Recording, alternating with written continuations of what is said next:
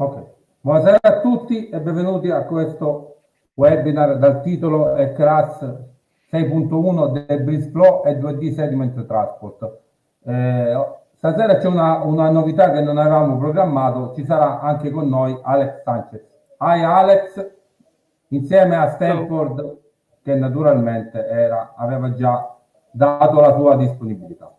Parto velocemente con una presentazione in italiano, poi passerò la parola a Stanford che ci illustrerà la presentazione. Alex sarà infine disponibile insieme a Stanford per le domande. Allora, questo webinar è disponibile sul canale YouTube Modellazioni Idrauliche e GIS. Vi invito anche a iscrivervi al canale YouTube di Stanford, che vedete qui in questa immagine. Stanford Gibson è specialista degli studi di trasporto solido presso la HEC, dove lavora da circa 20 anni. È responsabile dell'implementazione degli studi di trasporto solido in HEC-RAS sia 1D che 2D. Stanford applica regolarmente anche modelli per supportare il ripristino dell'ecosistema, la riduzione dei danni da inondazione, progetti di navigazione e ha insegnato idraulica e trasporto solido in più di 10 paesi. Vi invito velocemente a iscrivervi anche al mio canale Facebook HEC-RAS Italia, il canale Telegram Modellazione Idraulica e GIS. Inoltre, per chi già la conosce, naturalmente lo ha già fatto, vi invito a iscrivervi all'interno della newsletter. E inoltre, la prossima settimana, il 17 dicembre, terrò un webinar dal titolo A danno dall'alluvione del fiume Panaro, nel quale presenterò il modello idraulico calibrato all'evento di rottura dell'argine in destra idraulica in località Gaggio. Vi invito anche a prendere visione del corso GIS applicato all'idrologia e all'idraulica, che ho già completato come numero di partecipanti. Per questo terrò una nuova sessione nel febbraio del 2022. Per ulteriori informazioni potete inviare un'email all'indirizzo indicato in questa immagine. Inoltre, vi segnalo i miei libri HEC-RAS Moto Permanente e HEC-RAS Moto Vario che sono disponibili su Amazon. Stanford, let's go. All right. Go. Okay.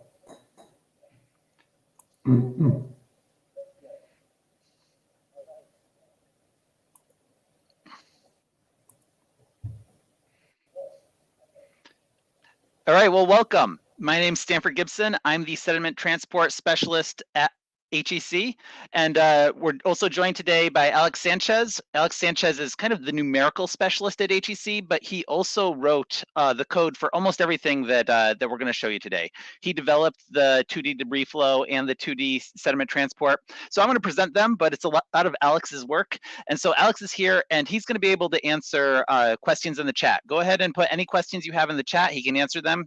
Alex is also a Spanish speaker, so if you'd rather ask your question in Spanish, he's more than competent to do that as well. All right, so I'm going to cover two topics today. These are both brand new in version 6.0, and they've been improved in 6.1. They'll be further improved in 6.2.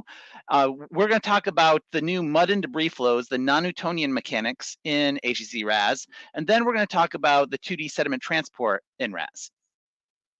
Okay, so in 2018, January 2018, there was an intense rainfall event in the mountains north of upstream of Santa Barbara.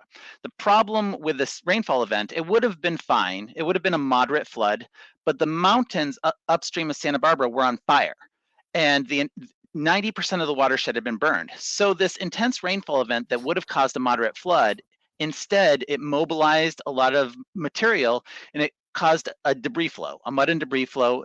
23 people were killed. It caused over $200 million of damage in USD. Just over 1 year later,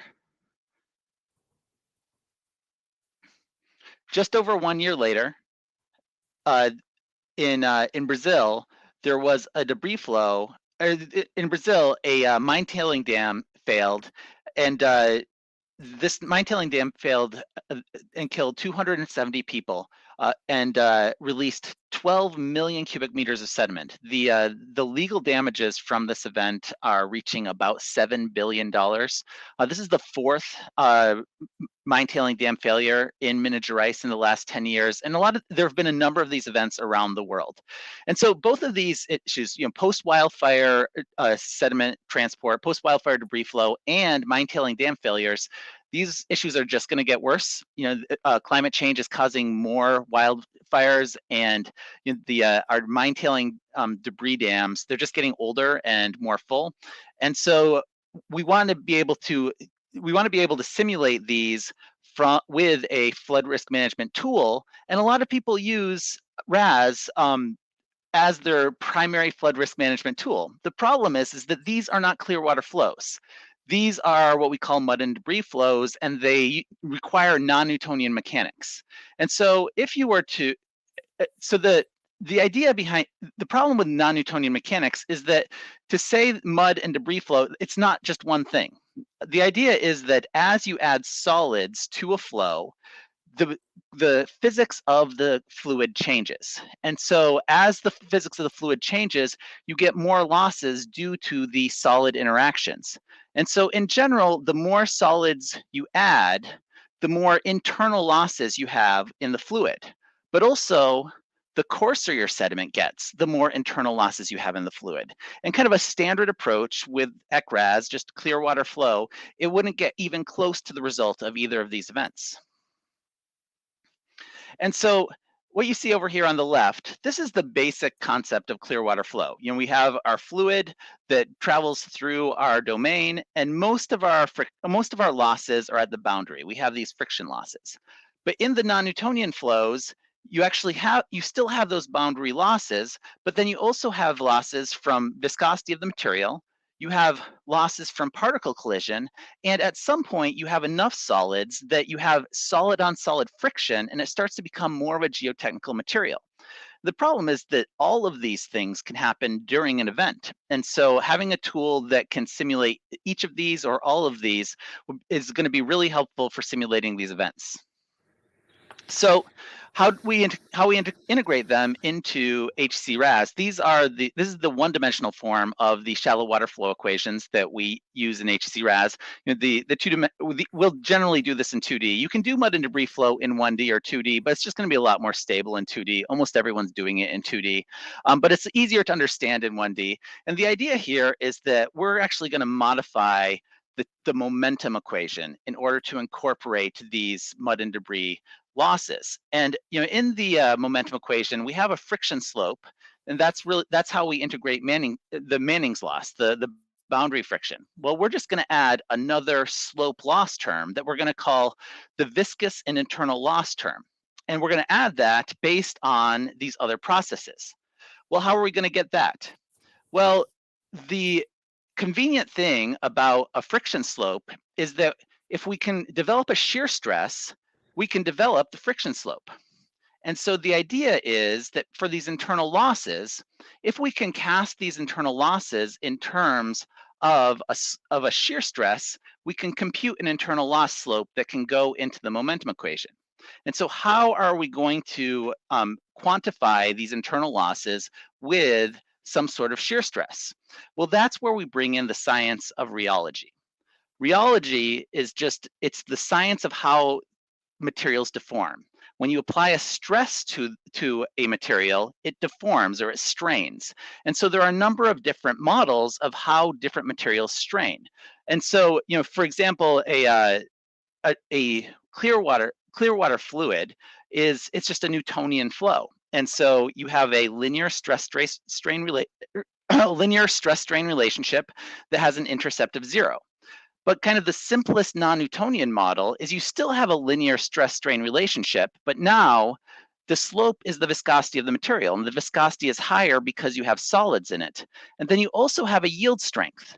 And a yield strength means that the fluid can now come to rest because there's a strength in the material that is non-zero. Essentially, water will just keep moving until it reaches a depression. A debris flow will move until the strength of the material exceeds the driving force. And so a debris flow can come to rest. And then there are more complicated rheological models, nonlinear rheological models that get into shear thickening and shear thinning. I have a couple of videos that go into this in more depth, but that's all the theory we're gonna handle for now. The idea is that for each of these different processes, we can use a different rheological model to look at how the material strains under stress. And so we've incorporated these rheological models into RAS and then add that to the momentum term. And so let me just show you how it's working. I'll show you one kind of lab scale validation and one kind of mesoscale validation, and then kind of show you the models of the two scenarios I talked about. So this is a flume that was developed by Parsons et al. About 20 years ago. It was just a pipe. It was a half pipe, and they put material, lots of different kinds of very high concentration material. We're talking about 80% concentration by volume, and some of these things are very fine. Some of them are clays, others are very coarse, lots of clastic material. And so I modeled this in RAS. I started with a cross section to get my half pipe, and then I converted it to a terrain in RAS. And this terrain has 13,000 cells and 1 millimeter resolution. I think there's a chance that I might have the record for the finest resolution mesh in RAS. But we developed this pipe in RAS, and then we modeled just clear water. We put clear water through this half pipe, and then we added the non-Newtonian parameters of the actual experiment. And you can see this is what would happen. The top is what would happen in clear water. I've zeroed in on it a little bit here. The top is what would happen in clear water, and the bottom is what happens when you add the measured non-Newtonian parameters. And what you can see, I actually have modeled it to the point where they took a picture of it, and we're not only modeling the extent of this flow, but also kind of the shape and the depth of it as well. And so that's kind of anecdotal. How does it work in general? Well, they did a bunch of experiments with a bunch of different materials. And so and they observed the velocity of the front of the debris flow. And so this is the observed velocity on the x-axis. And here is the HEC-RAS computed velocity. And what we have up here, the blue ones, are the clear water flow, if you were just to use RAS in the version 5. And what you have down here are the mud and debris flow, the non-Newtonian solutions. And you can see that the non-Newtonian solutions then collapse around unity and provide a much better result. If you look at two of these in particular, and when you look at how it's computing velocity across the cross-section, because of the new turbulent stuff that Alex added, you can see that they went and actually measured the lateral velocity as well. And so we looked at the measured and computed lateral velocity from RAS, and RAS is not only getting the front of the debris flow correct, but it's actually doing very well with the lateral distribution of the velocity. So we have a paper on this, and we looked at lots of different non-Newtonian parameters. One of the cool things about this paper is I developed a multimedia methods and materials. So basically, we have on YouTube, we have these videos where you can actually go through and create this model from scratch and then run it in RAS and have the kind of same experience of developing this model that we had. And you don't have to read it, it's in YouTube. And so kind of the gold standard for validation of mud and debris flows are these large-scale flume models done in the Pacific Northwest by Richard Iverson, who's the mud and debris flow specialist in the USGS. And they have these mesoscale experiments where they release large debris flows down this massive slope. And they've just done this for years. They have a great database of all of these different experiments. And so this is really the gold standard for debris flow validation. And so we did that. I again built the terrain in 1D because it's a pretty one-dimensional terrain. And then we converted it to the 2D terrain. And Alex simulated these in RAS. And so what you can see here is they have these observation points where they look at the depth time series as the debris flow comes through. And so the black curve is the computed time series, and the blue curve is what they measured. And you can see we're getting the front and kind of the shape as well. And then this is the final plume when the debris flow comes to rest downstream. We've got a picture of it here and the actual simulation. And this is the difference between, this is one of the differences between debris flow and clear water flow. Clear water flow would just continue to run out until it reached a high ground. The debris flow will come to rest because it has a internal strength. Okay, so how did we do in the field? Well, this is the Santa Barbara model. And what you can see, this is the model from the Santa Barbara debris flows. And what you can see is, here is the blue is the boundary of the observed mud plane of this event. And what we've got here, this is what RAS clear water flow does. If you just put this event in with clear water flow and RAS, we like badly underpredict the actual extent of this event.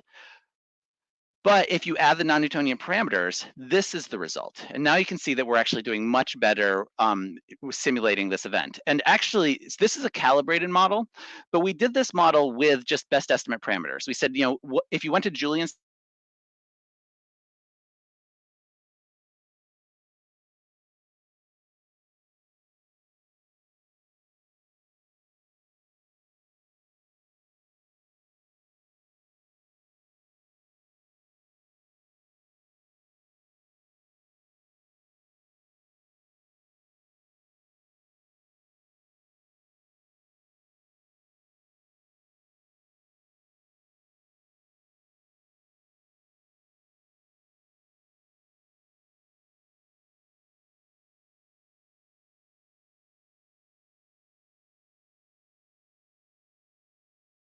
someone messaged me if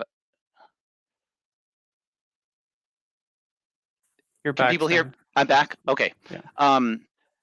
So the gist of this slide was that you know, these parameters can be difficult to come up with, so we actually just used parameters from the books, regression equations and Julian's textbook, and this is the result you get just using the parameters from the book.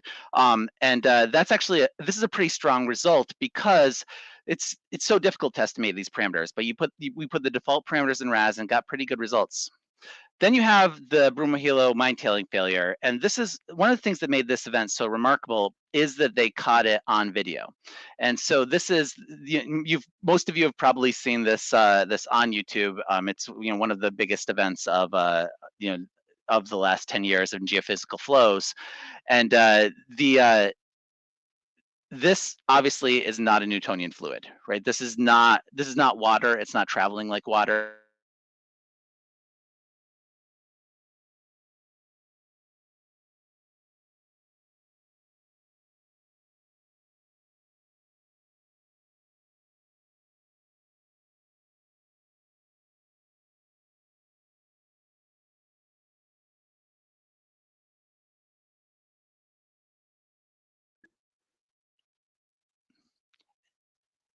Is my volume okay? All right. They had these 3 locations where they had measured arrival times. And so we not only reproduced the mud plane, but we also were within 2% of the arrival times when we simulated this event. One other thing that's really fun, Alex has been collaborating with an Icelandic engineer, Horn, whose Icelandic last name that I won't attempt, but she's been doing some work in emergency management with the lava flow that's happening in Iceland. And what she did is she tried to use the non-Newtonian parameters to iteratively solve the lava flow, and she actually did quite well. And so what Alex did is he went in and put in a very basic heat budget so that 6.2 actually will have lava flow in it. And here is the lava flow simulation that he developed, because the colors are temperature.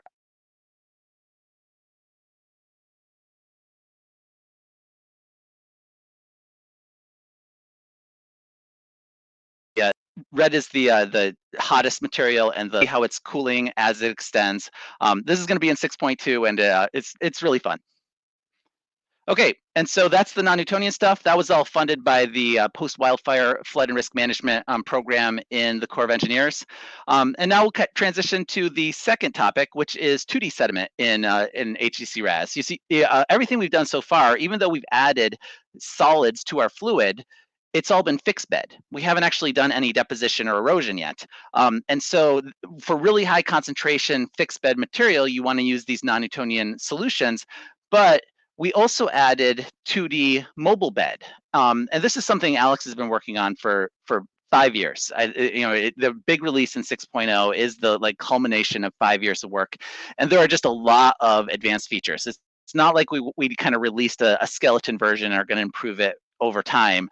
This is a model. It has all the things that you'll want: mixed cohesive and non-cohesive, hiding exposure, bed slope effects, avalanching, hindered settling, consolidation, flocculation. It has all the things that you would want to do a robust 2D sediment model. It solves the non-equilibrium equations, and but the thing that's really remarkable about this model is that it's a subgrid model. So those of you who are familiar with RAS 2D hydraulics, the thing that's special about RAS 2D hydraulics is that the grid cell is not just a grid cell by itself. Each grid cell has what we call subgrid hydraulics. And so we know things about each grid cell on the subgrid scale. We take the grid cell and we develop a volume elevation curve of the grid cell itself, and each grid cell has cross sections on every face. And so we actually know how water passes into and out of the grid cell based on the cross section of this face. You could kind of think of it as every grid cell has a one-dimensional model on every face. And so this is one of the things that's real, and this is actually based on an Italian model. The scientists that first used subgrid were from Italy, and we followed a lot of the work they did. And the power of this is you can use a much bigger cell because each cell has more information built into it. And that's great, but that was a challenge for Alex because now we had to add sediment transport to this subgrid model. And so the sediment transport model actually does compute sediment transport on this subgrid scale. And we have talks about that. Alex and I just taught a class on this, and we recorded it. And so as I edit those files, they will end up on YouTube. But for now, let's just kind of show you what it can do. And so I'll just show you 2 laboratory scale models and 2 prototype scale. And so the first one, Alex did this one, is the Weiss expansion contraction flume. And so this was a flume in 2002, I think in Germany, where basically you have flow that comes into a rectangular channel, and then it contracts into a narrow channel, and then it expands. And so when we're teaching this, we like to develop a hypothesis. What's going to happen? Well, as the flow contracts, you're going to scour, and then as it expands, you're kind of going to give that sediment back and deposit. And so this is what the concentration and capacity maps look like in RAS. You can see that as you erode, you increase the concentration, and this shows the capacity as well. And so then this is what the bed change looks like. The bed change, in general, when we map bed change in RAS, Alex and I like to use this map where blue is positive or deposition and red is erosion. And so if you look at a cross section, a longitudinal cross section down the center, this is what the hydraulics look like. And so the hydraulics dip a little bit as it contracts, and actually we're not totally nailing the hydraulics on the expansion. There's a little bit of a divergence there. And then if you look at the bed change, we're actually getting the bed change really well through the contraction. We're getting the extent of the deposition on the downstream end.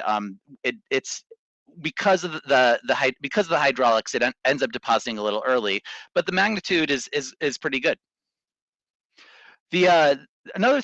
Another model that we've been working on recently, and this is actually we're still working on this, but it was cool enough that I wanted to show it, is a floodplain deposition flume. This is 𝗘𝗪𝗏 and his crew out of a lab in Germany, and they were looking at floodplain deposition in the flume. They kind of built this half channel with a floodplain, and they modeled it both with plastic and with sand. One of the cool things about 2D sediment is that you can put in variable density. And so we put in the density of the plastic in here and modeled it both with plastic and sand.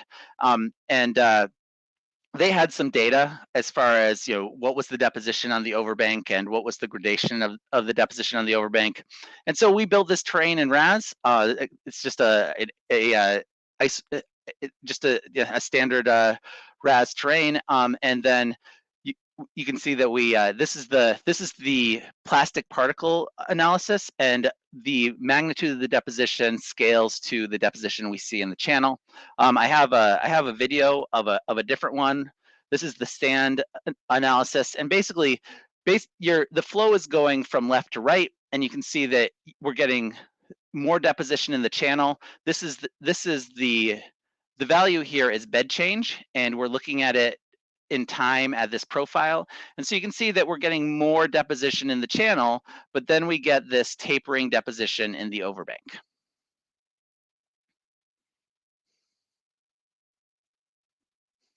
All right, so Alex probably done a dozen to 18 of these validation and verification models.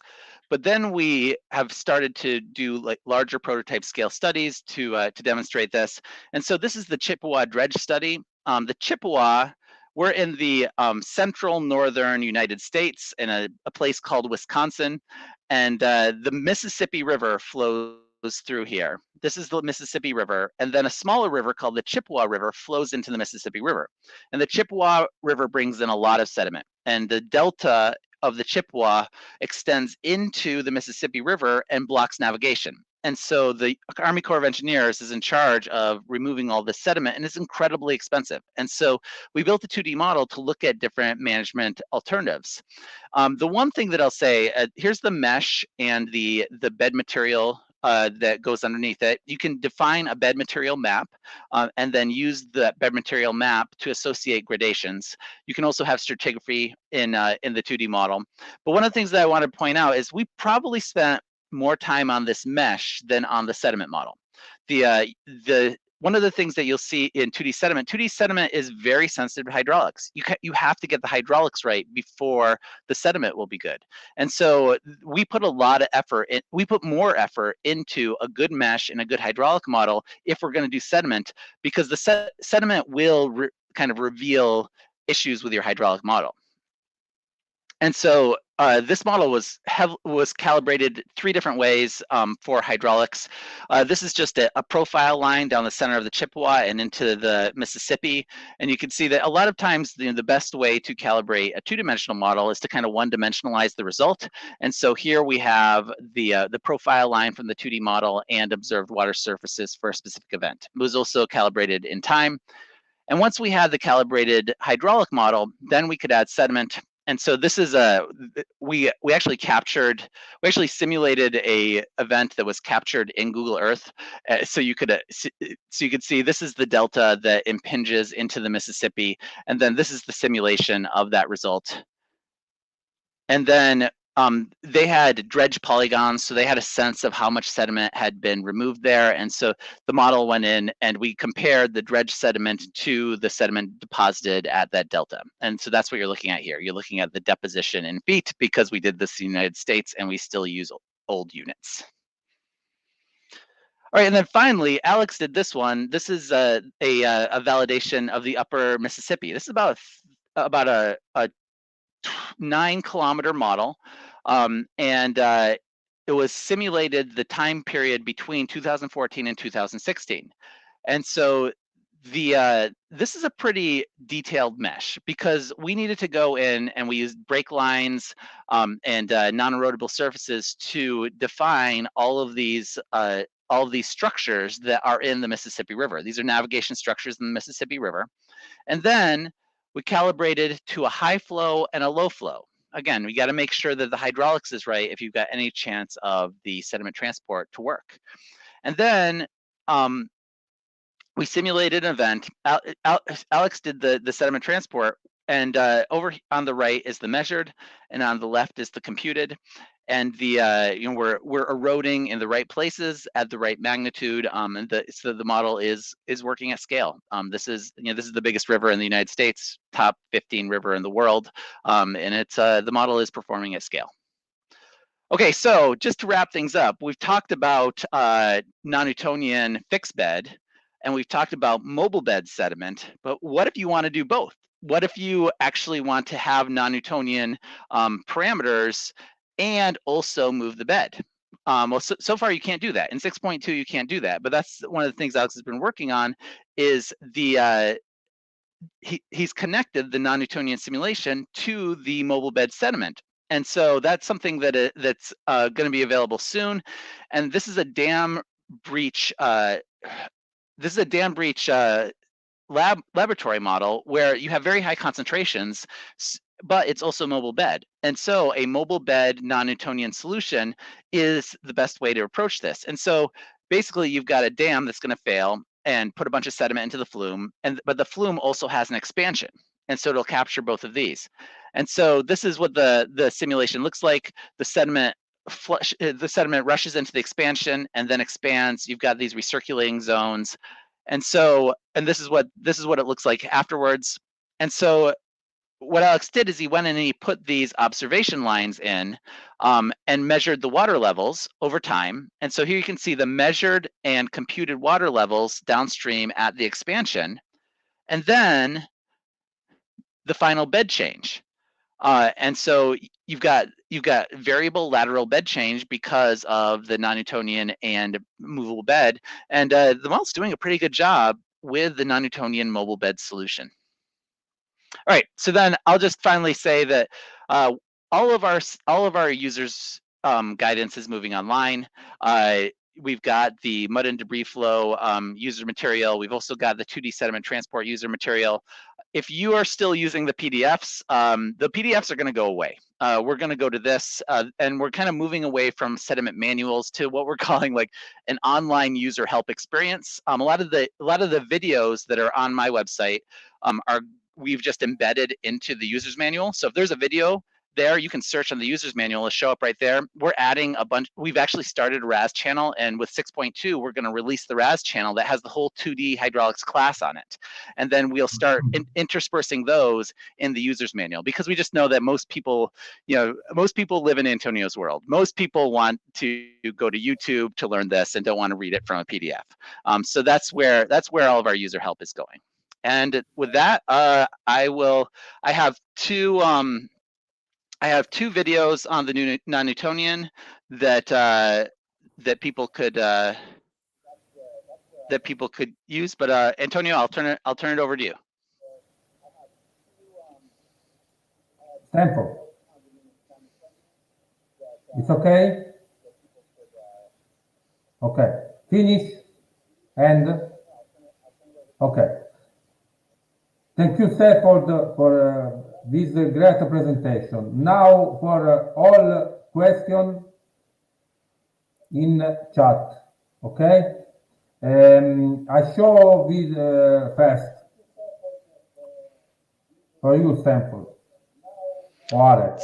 So the question is, did you use brake lines for the mesh modification in the case of the Chippewa River? It was impressive and specific. Were the modifications based on bathymetric measurements? Yes, we used a lot of brake lines. Let me go back to that slide for that mesh. Let me actually stop on the Mississippi along the way. One of the things that I think distinguishes advanced 2D RAS users is just how you use brake lines and refinement regions. We use the brake lines. Here we're using brake lines to define these structures, and then when you move to sediment, it's actually more important because these structures are non-erodible, and so we actually have to identify these as non-erodible materials. Otherwise, they'll erode in the first time step. But then in the Chippewa, we used a lot of brake lines, but the other thing we did is we used refinement regions. If you've got a channel like this is a quasi 1D channel here because the channel is only 1 cell wide, and you can't do that with a brake line, because if you go in and put a brake line, it will at least create 1 cell on both sides. And so if you want a quasi 1D channel that has 1 cell wide, the way that I do that is with a refinement region. I draw a very detailed refinement region along high ground, and then I enforce a 1 cell perimeter, and then I have to do some kind of detailed work to line it up. And so we did a lot of very detailed work to try to get using break lines and refinement regions to make this to align this mesh.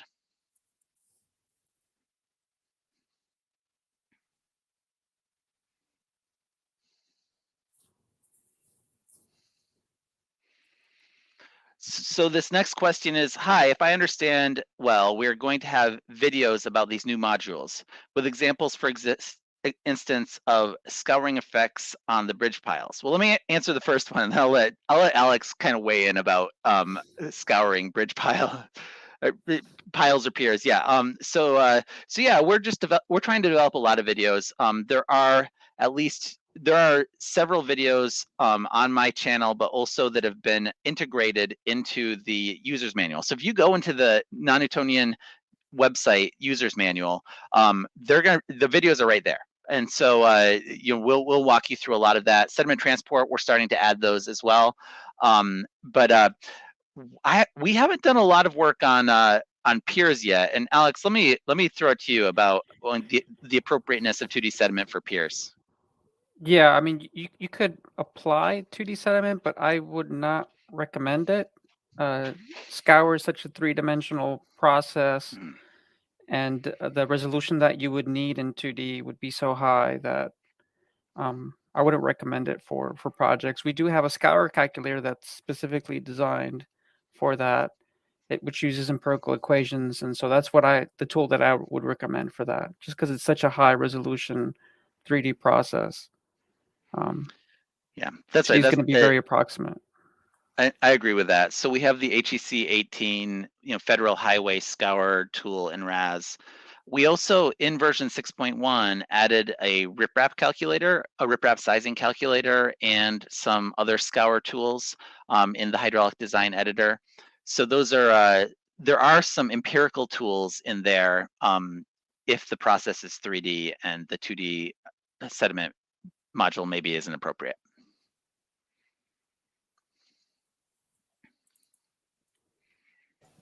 After question?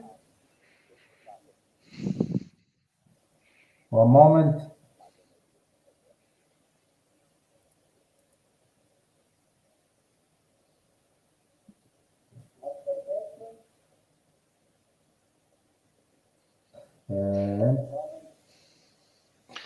So is the debris flow and mobile bed model available in version 6.1? Yes, it is. And it was actually available in 6.0.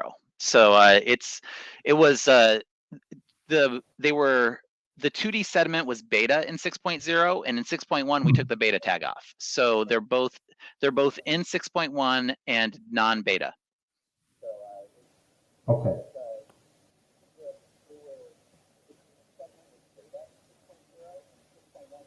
After?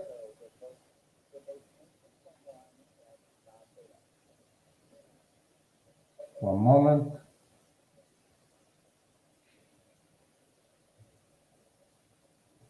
Okay.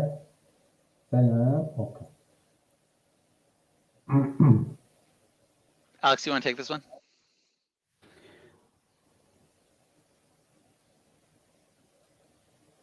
Stanford, you read? Yeah, so the question is, have you used many sediment layers and a sediment map with different grain sizes in the mobile bed model? Alex, you want to take that, or you want me to? Yes, that's a very common thing to do. For most field applications, you do that. So for example, here in the model we're showing right now, we use the land use to each of these land use colors has a bed gradation associated with it. But then Alex has added this stratigraphic model, so your initial conditions can have different layers as well. Yeah, the most common use for the bed layers is when you have a non-erodible surface.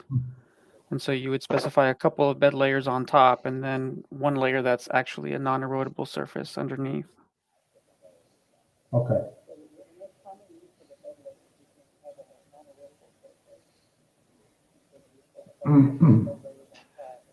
So Marco asks, providing that not all rainy events are able to trigger debris flow, can HEC-RAS software foresee which ones can trigger debris and in a slope? So that's not going to be Razz. Razz basically assumes that you have to give Razz the concentration. So Razz assumes the concentration coming in. But Dr. 𝗔𝗂𝗃 here at HEC has added, at the same time that we've been adding mud and debris flow to Razz, he has been adding mud and debris wash-off tools to our sediment yield equations to HEC-HMS. And so he has 5 or 6 mud and debris yield equations in HEC-HMS, and they have thresholds. And so when I went back and I showed you this, where I said, this was our Santa Barbara model without calibrating. What we did is we used HMS and those they're post-wildfire sediment yield equations to determine what the sediment yield would be. And so we used HMS to figure out the concentration coming in, and then used Razz to route it. And so HMS is developing side by side with Razz, and is also going to be able to provide you some of this information.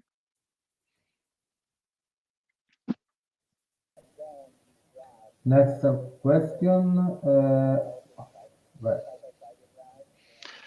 So I'm assuming that, so the question is, do you have any recommended ranges of values for certain materials? And I assume that you're talking about the mud and debris parameters, because those are difficult to come up with.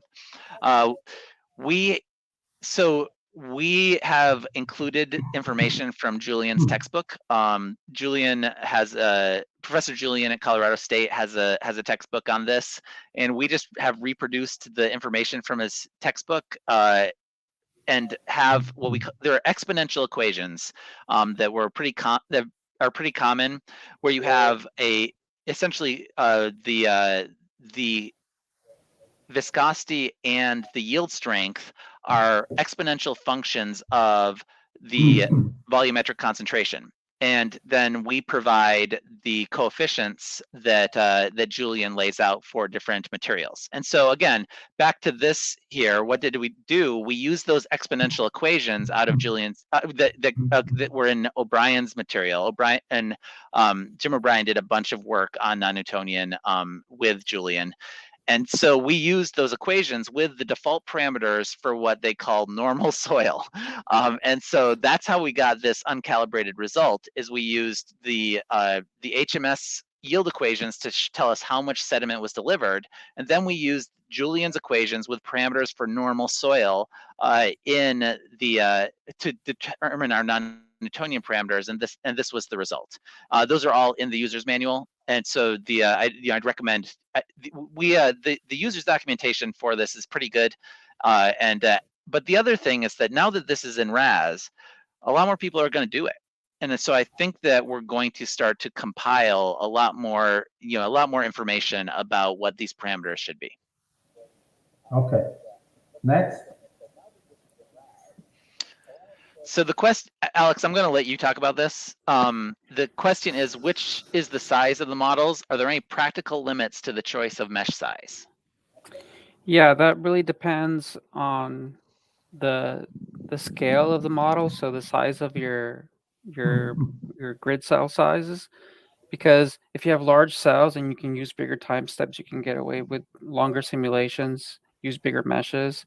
But in terms of like just the mesh size, it's going to depend on whether you're doing just hydraulics and just hydraulics with non-Newtonian flow, or if you're adding sediment. Sediment requires a lot more memory than hydraulics, 2 orders of magnitude more, because of all of the bed layers and grain classes. And when you're using sediment, it's going to be a lot slower too, because we solve transport equations for each grain class, and we solve the bed sorting and layering equations. So sediment is more computationally intensive than flow. Non-Newtonian flow by itself is just a little bit more computationally intensive than Newtonian flow, but not very much. We've done hydraulic models that are about 1 million cells in size. But for sediment models, I think 80,000 cells, 100,000 cells is probably your upper limit, and that would be kind of pushing it. most practical models are like 30 to 60,000 cells. The Chippewa model that I showed you, I forget how many cells are in it, but it covers a few miles. Running a couple of months, you have to do it overnight. It's going to be 10 hours to run a couple of months in a domain that size. Okay.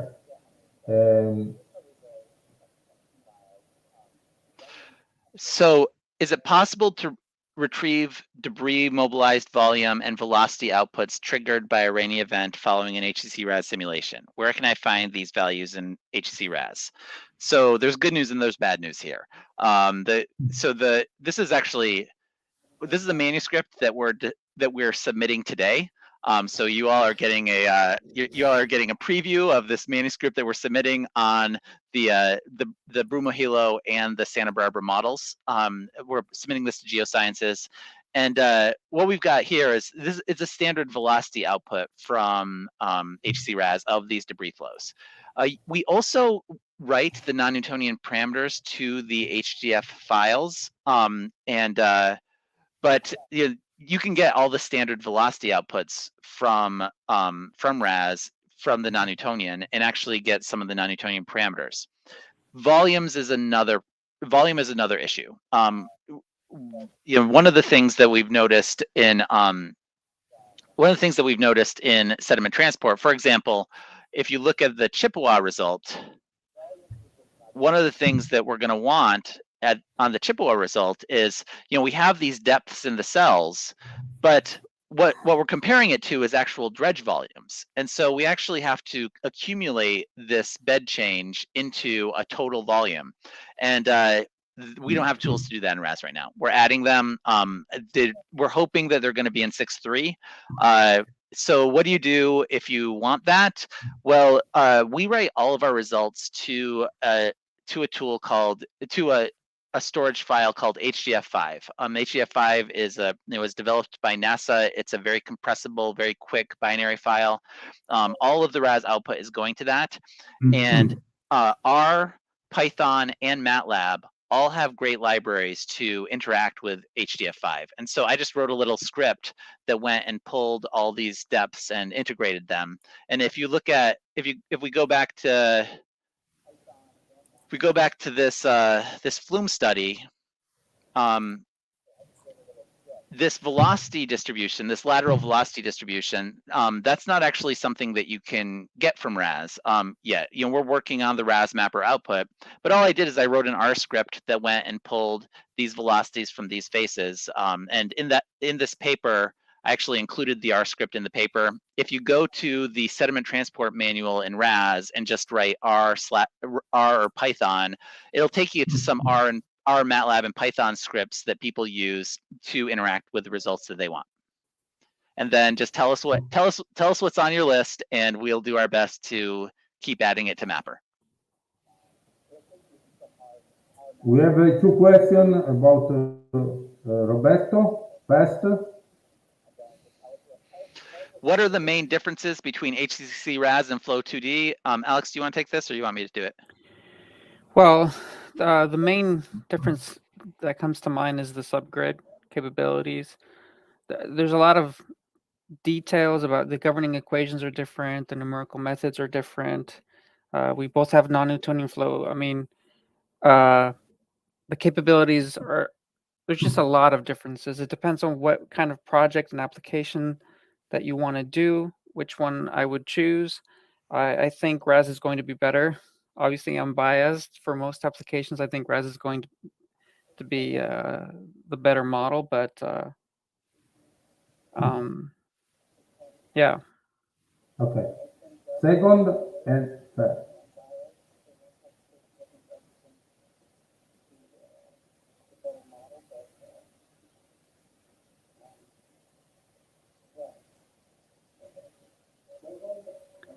Stan. Oh, we lost Stan.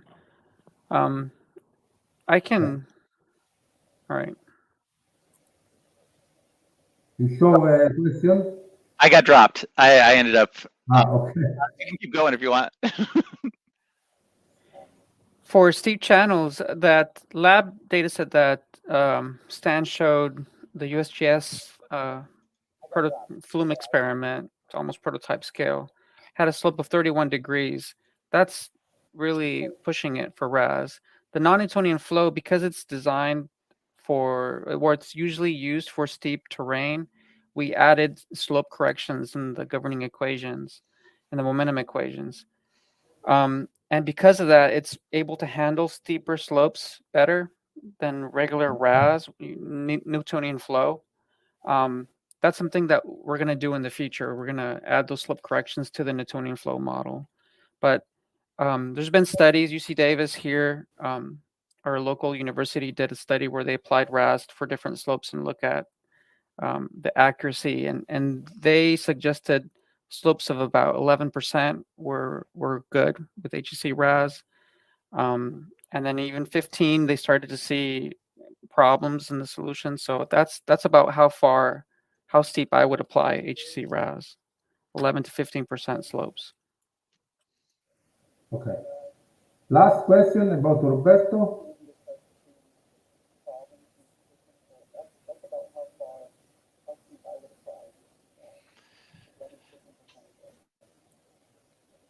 The new equations resolution inserted in 6.1 seems to be more reliable. Alex, do you know which equations they're talking about? No, new equations. Roberto, quale equazione?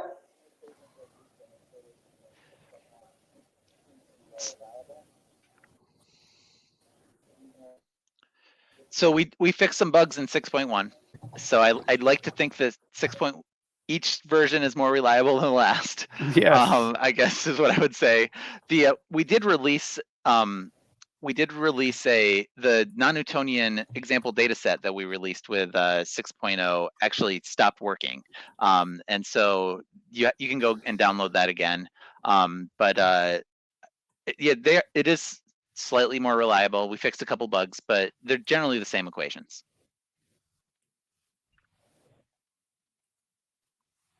Okay. Wait, you did this equation. Oh. Wait, one moment. We're solving the same equations. Okay. Wait.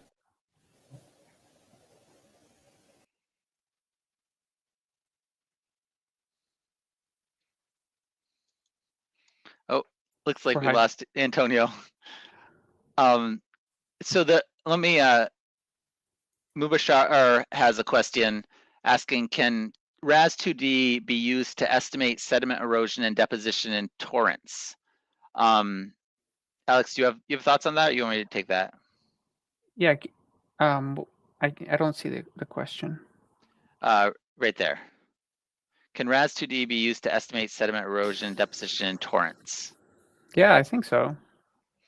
And I think that especially now that you can connect both non-Newtonian and sediment transport, you know, the main limitation I think in those settings is head cuts, right? Where it's not a head cut model; it's a transport model. That's right.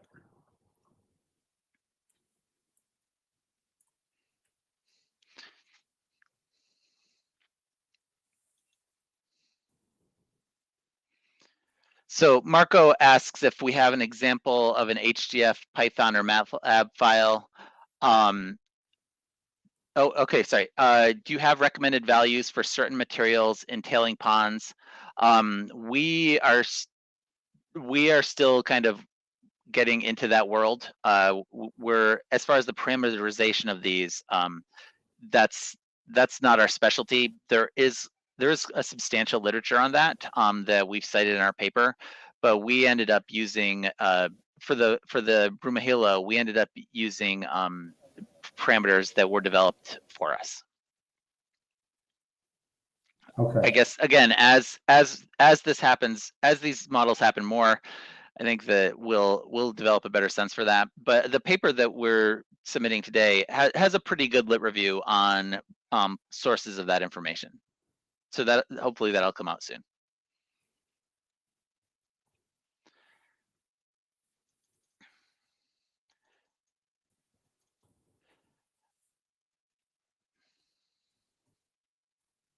And then Marco, so Alex uses MATLAB, I use R. Neither of us use Python very much, but we've seen all three. In the manual, if you search the RAS manual online for Python, I think that there is some sample data in there, not that I didn't write, but there are papers with sample data for sample code for interacting with the HDF5 files. There's a Tomas is a academic from Poland who is he's published information about interacting with the HDF5 file in the HDF5 file using Python. That would be your best bet. And if you guys develop code for interacting with the HDF5 file, then I have a place there where I just am going to start including sample code, so that people can kind of do whatever they want with the HDF5 file. It's actually not that hard, but yeah, you can also download HDF-View. It's a free HDF5 viewer, and you can copy and paste into Excel. That's a little painful if you have to do it a lot, but it's a HDF-View will give you access to all of the results in HDF5.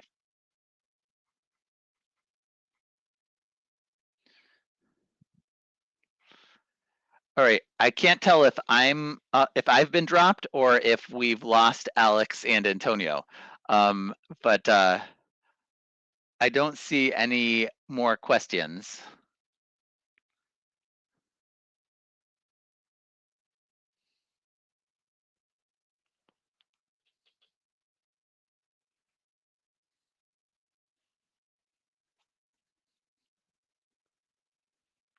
But I guess, oh, here we go. Yeah, no problem, Marco. I guess I'll hang around for a couple of minutes. If anyone has any other questions, I'll plan to leave at 10:30. How about that?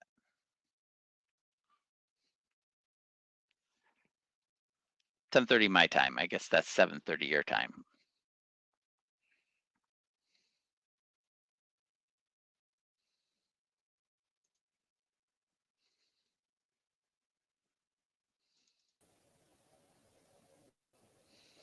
Okay. Ah, you guys are back. You're back. Okay. Okay. Thank you all. And the next webinar. And Merry Christmas. Ciao. You too, Antonio. Thank Bye. you. Bye-bye, everyone. Ciao. No.